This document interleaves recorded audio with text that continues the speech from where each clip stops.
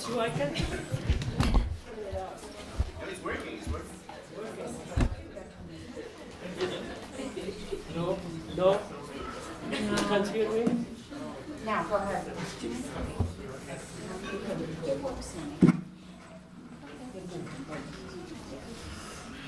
Okay, that's well. Well, no. Dental gingival. Any question from last weeks? No. Everything is clear? Just remember, this is the basic information to periodontics and periodontal disease, and later on the practice of periodontics in your clinics. Today we are going to cover what we call dentogingival unit. What do you mean by dentogingival unit?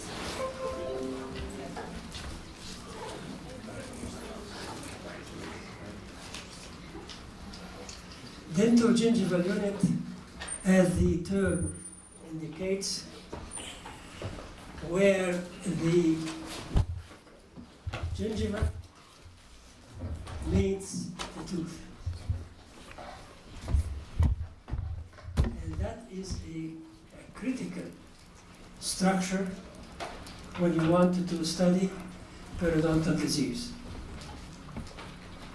because a lot of changes are going to occur in the dentogingival unit in gingivitis and periodontitis and the other disease conditions we're going to talk about later on. The dentogingival unit, mostly when we want to study it, we cannot see it by the naked eye. That's the unfortunate part. So we have to go to a higher power to look into how. I'm trying to make it work. Okay, so this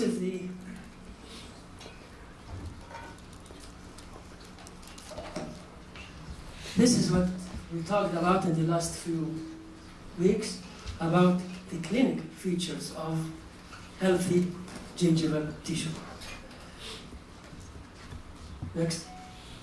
When we go to the dentogingival unit to start studying it, I draw this diagram, which I'm going to go through that, which is very simplified way to start visualizing what the dentogingival unit composed or consists of. And this, the right slide, is a real histologic slide from your textbook, black and white. I'll show you later on more beautiful pictures we had to illustrate the dentogingival unit. Very important structure to know the healthy unit first before we go to the diseased. Let's look at this diagram here. Here is the tooth on that side, and here is the gingiva on this side. So the tooth is here, and here you are looking at the gingiva from outside. Okay? Now, this is the crown of the tooth till the CE junction. Till the CE junction. And here is the root of the tooth. On the outer surface here, you see the cementum. And on the coronal part of the crown, you'll see that space here,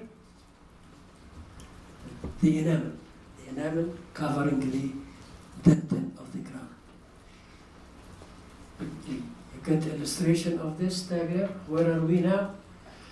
Okay, so This is the tooth and this is the gingiva, and here is the dentogingival unit, which we are going to talk about. What constitutes that? Two basic different types of tissues. One, you see the white, and the other one is in between, the blue here. So here is the real histology, and here is the other type of tissues. Let's talk about those two tissues now. The surrounding tissue here, those are the epithelium. Epithelium is single. Epithelia is plural. So epithelium, we have three types of epithelium. And each one has a name because it serves a different function. So let's start from here. Here is the C junction. From here to here, we call it the junctional epithelium. From here to here. This is the junctional epithelium. Why do you call it junctional epithelium? And under the light microscope level, we call it epithelial attachment. So when I say epithelial attachment, when I see it with the light microscope. When I use the higher power, like the electron microscope, we call it junctional epithelium. It's the same structure, the same, but the electron microscope will show us more detail. So the term junctional epithelium best describes that kind of epithelium. Then the second kind of epithelium starts from this unit here, this point, where the attachment of junctional epithelium starts to separate from the tooth, from the enamel of the crown. And it ends here at the margin of the gingiva. That is called the sulcular epithelium. Sulcular epithelium. Sometimes we call it crevicular epithelium. I'll tell you why those names too. And then the third type of epithelium starts from the margin of the gingiva till the mucogingival junction. And that is called oral epithelium or gingival epithelium or outer gingival epithelium. So now, all those three layers of different kind of epithelium cover or surround the underlying tissues, which we call connective tissue. This is the connective tissue. Now, the junctional epithelium, if you notice here, it's thin, narrow, it's not wide, and another characteristic thing, you see the line of connection between the underlying connective tissue and the rest of the junctional epithelium is a straight line. It's not like this or like this. And the other characteristic you should know about it, the more you go coronally, this way, it's getting a little thicker. It's a little wider. So they are narrow in the apical part of the junctional epithelium, consisting of very few number of epithelial cell layer, 1 to 3. And then you go up, increasing gradually up to 9 epithelial cell layer. That's under normal, healthy condition. We're not talking about disease so far. The circular epithelium, on the other hand, is described, as we said, it starts from the most coronal end of the junctional epithelium to the margin of the gingiva. What characterizes this? It starts to get thicker. And the connection between the underlying connective tissue and the epithelium is not flat like this, but you can call it serrated like this. Those, in histologic terms, they are calling those rete pegs, R-E-T-E, pegs, P-E-G-S, rete pegs. That's how this kind of epithelium meeting the underlying connective tissue. It's like this, see?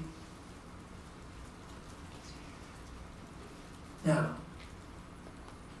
one common thing between the epithelial cell of the junctional epithelium and the circular epithelium, both are not keratinized. Like the skin here. Both junctional epithelium and circular epithelium are not keratinized. However, we're not that simple. The circular epithelium has the potential for keratinization. Meaning what? What does that mean in simple English? Maybe the under influence of abrasion or trauma, it can start to put keratin into itself or create keratin. It's not bad. I give you 7 out of 10. So that's good. That's passing. Yeah, that's good. Anybody else? Why am I stressing that point? That both are non-keratinized. That's true. And then I added, however, the circular epithelium had the potential for keratinization. Is it keratinized in disease states? Keratinized in these days. In disease. In disease. Well, that's good in these days. Everything is different these days. Would you not expect it to be keratinized as you brush it? As a matter of fact, we knew that only in the early 70s, that the circular epithelium had the potential for keratinization. Before the 70s, we did not know that. So it has validity. Okay, I'll answer them, just for the sake of time. When we talk about keratinization, the two factors which govern their presence and degree of keratinization are two factors. One, genetics, genetic background, and two, the function. So let's apply those two principles in the circular epithelium. If it is genetically, the kind of epithelium is genetically determined to be keratinized or not, that's very hard to change because it's genetic. And what makes the epithelium keratinized is the impact or the influence of the underlying connective tissue. Now the other factor, when I change the environment, and that's back to your point, that's why I gave you 7. When I change the environment,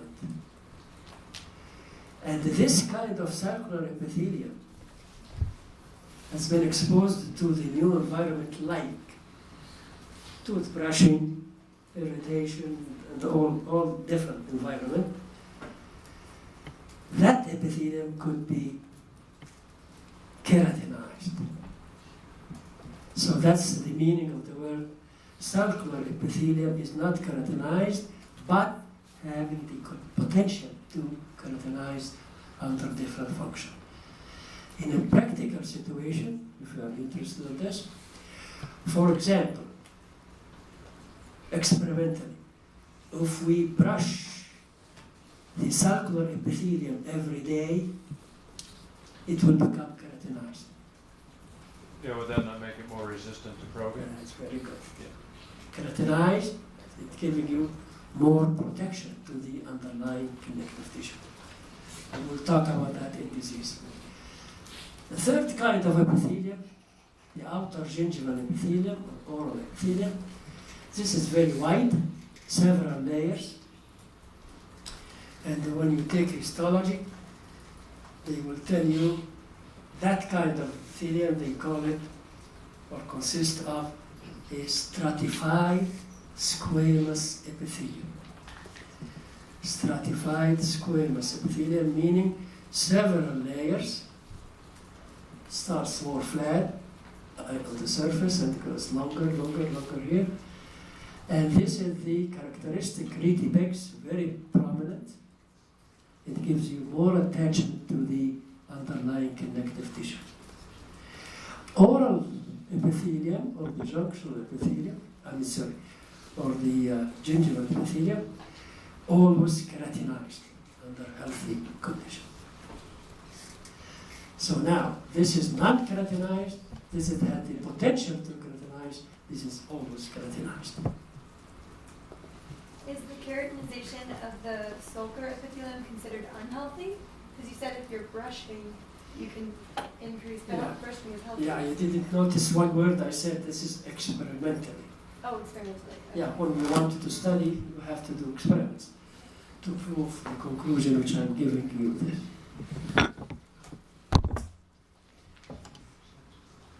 Okay, a few words about the connective tissue now.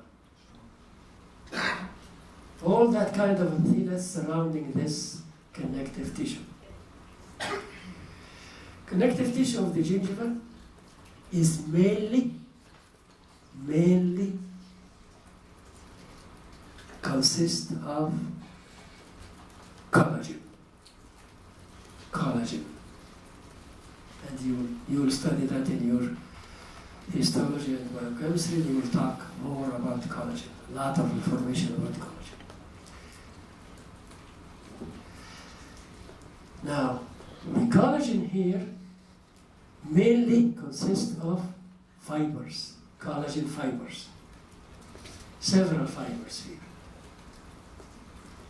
That's the main structure of the gingiva, of the connective tissue of the gingiva, is collagen fibers. The other component, cellular component. Cellular component, meaning you see fibroblasts, you see the blood vessels, which is surrounded by what we call it endothelial cells, the blood vessel wall, the endothelial cells. Very, very, very, very few elastic fibers. Very few. But mainly collagen fibers and the fibroblasts and the blood vessels here. Those fibers, not haphazardly distributed. It's like architecture. They are described according to their direction. So, for example, some fibers go coronally from here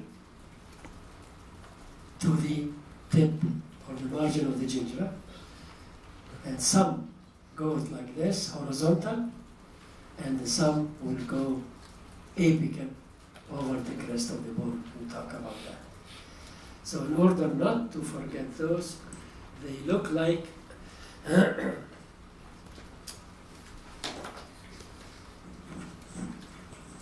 Yep. I need my hands and my ears and my eyes and obviously my brain. If the tooth like this, the fibers we're talking about in the gingiva like this, they are distributed like a fan-shaped group of dentogingival fibers. Dental gingival fibers. Some goes coronal, some horizontal, and some apical. It's like a fan. The function of those fibers, that's what gives the consistency we talked about, the gingival tissue. Right? And when you go back to the specific fibers, more than those dentogingival group fibers, their main function is to hug the gingival margin tightly around the neck of the tooth. That's important characteristic of healthy gingiva. The function is, this is the function of these fibers, different kinds of fibers. When you read in your text, there are circular type of fibers, there is conceptual group of fibers, besides those main dentogingival group of fibers.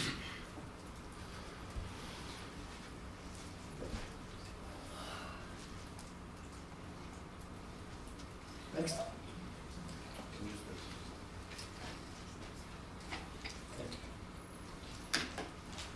Okay.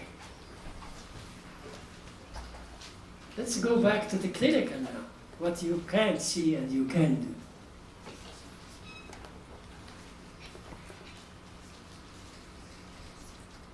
We talked about now the sulcular epithelium. The sulcular epithelium, under the tooth, there is a very shallow space, or narrow space. Very narrow.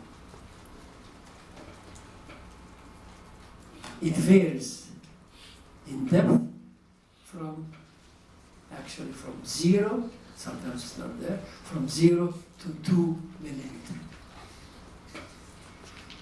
We call that space the gingival sulcus or gingival crevice.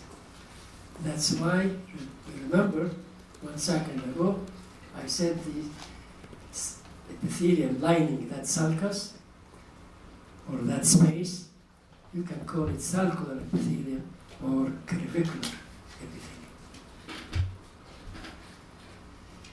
Now that space, now we will call it gingival sulcus. Very, very critical to examine in any patient before you start to do any treatment. Because based on the condition of that sulcus, you will decide if there disease periodontally, are you going to restore that tooth, where is the relation between your restoration and the gingival sulcus. All that we will learn during the clinical course here. The gingival sulcus you cannot see it only visually. You need an instrument to help you. Why? To measure the depth.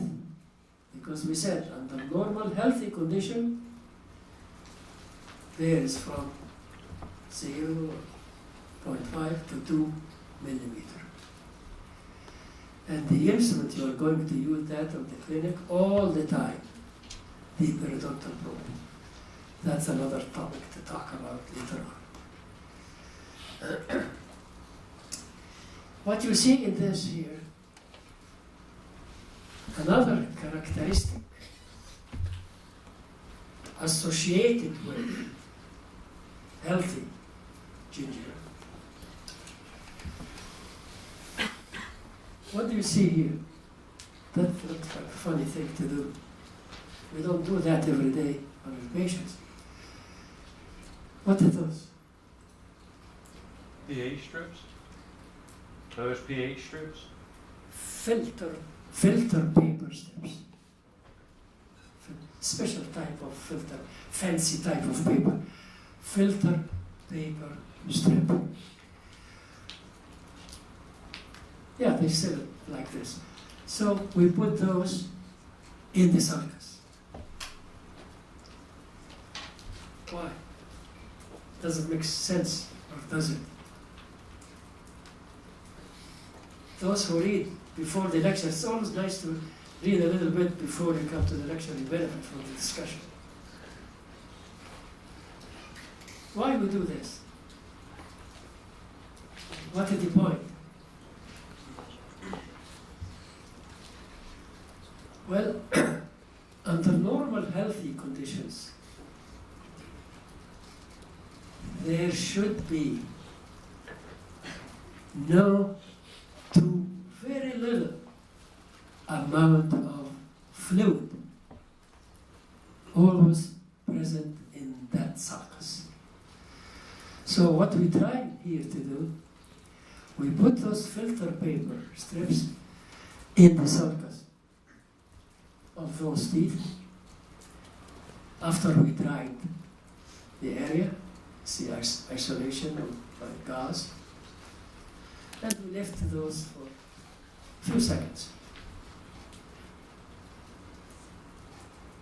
And then we took those out.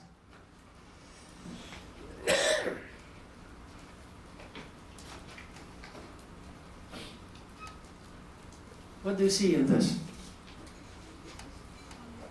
Looks good. What do you see? Observation. This is an observation question. We put the strips here for a few seconds after we isolated, dried completely, and we took those out. Anything different? Stain purple. Purple stain. Purple. Very good. Look at the purple stain at the most end of those strips. That's the gingival fluid we're talking about.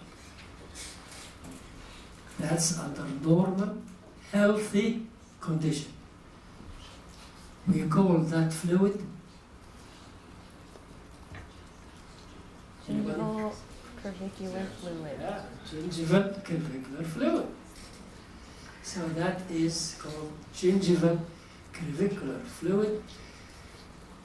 Then the follow-up question, where this fluid is coming from, and two, what is the significance of this under normal healthy condition, because we'll talk differently in disease. Where this fluid is coming from? It's not from saliva, because we isolated and dried it very thoroughly before we put the strips in the south side. By the way, sulcus is single, south side is plural. So probably we can say sulci. So sulci or sulci is one. Okay. Where this fluid is coming from? Leakage through the basement membrane. From the basement membrane. Leakage from the connective tissue, maybe. It's not bad. We'll give you 7.5. Right. That's good. Go back. Where is the origin? Connective tissue. Okay, be more specific. The matrix, the cell matrix. Sulfur. Huh? The origin is the blood cell. Okay. That's why we call it transudate. So the gingival curvicular fluid is a transudate. It's a normal blood serum. Very little amount. It's always there. Very, very small. And that purple color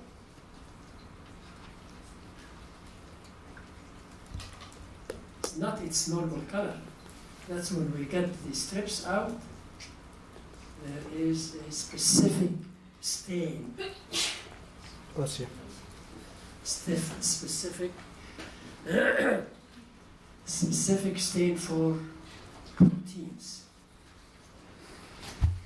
We call it non-hydrin dye, D-Y-E, dye like, dyeing my hair, not your hair.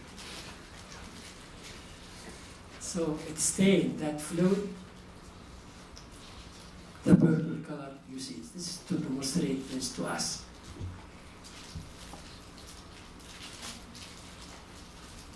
Remember this, because it will be different when we talk about gingivitis and periodontitis and the changes occurring in the gingival sulcus or crevice in disease.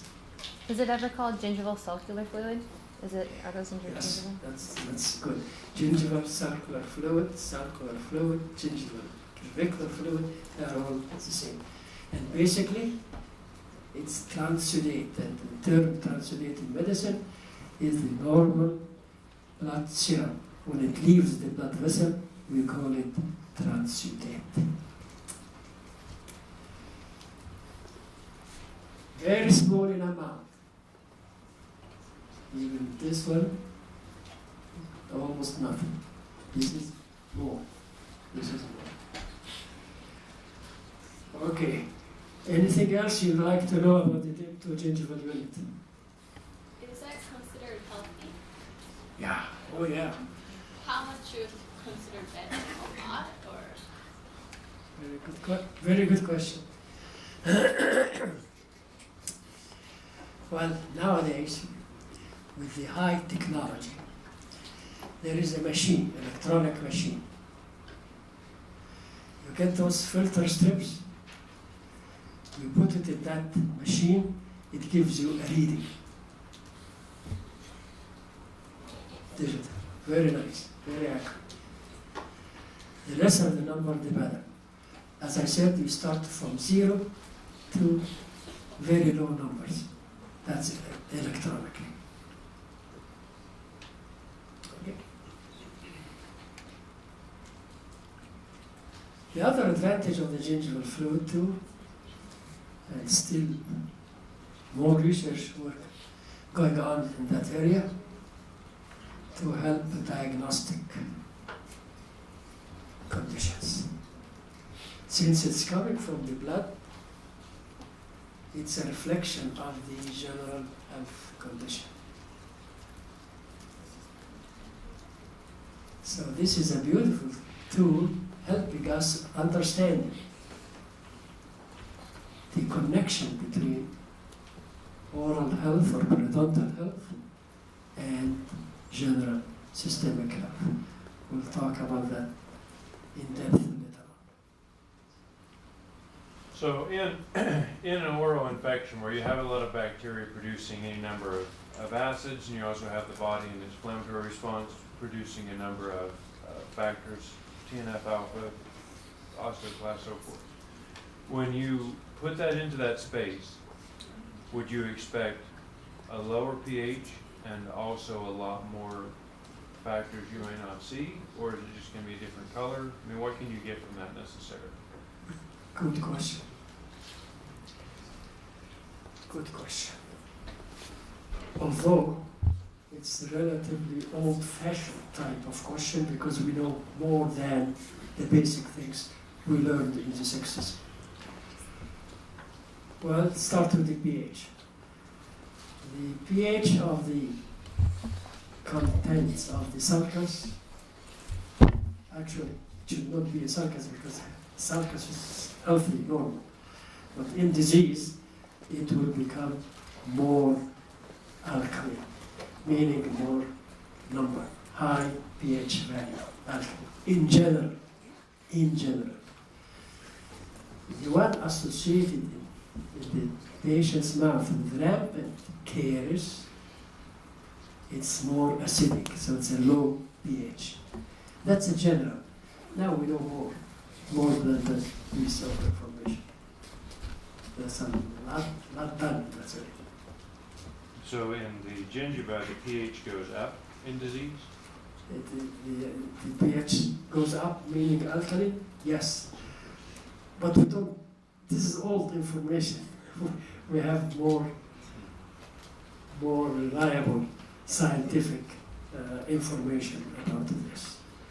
That's in the late 60s, people studied the pH of the sulcus here to differentiate it from the pH in patients with rampant caries. On the assumption that, which is relatively true, on a clinical basis, we thought in the past, still have some truth till today, either you are, as a human being, as a patient, either you are susceptible to rampant caries, or you are susceptible to severe form of periodontal disease. That was the thinking in the 50s, 40s, that either, so you come, when we used to see, and other people used to see patients, if they have a lot of caries, usually the periodontium is relatively healthy, and vice versa. That's generalization, old information. We know more now. You know, we'll talk about the other variables. I hope I answered some of your concerns of this question. I just didn't know how diagnostic that strip is. Okay. How diagnostic? It's more important to find information. It's not a very everyday practice or clinical use. We get the information and then we use it. For example, what do we apply this? We can collect a sample of that sulcus or pocket. And then I can send it to the lab to answer my question. Whether that question is what kind of bacteria there, indication for host response, inflammation.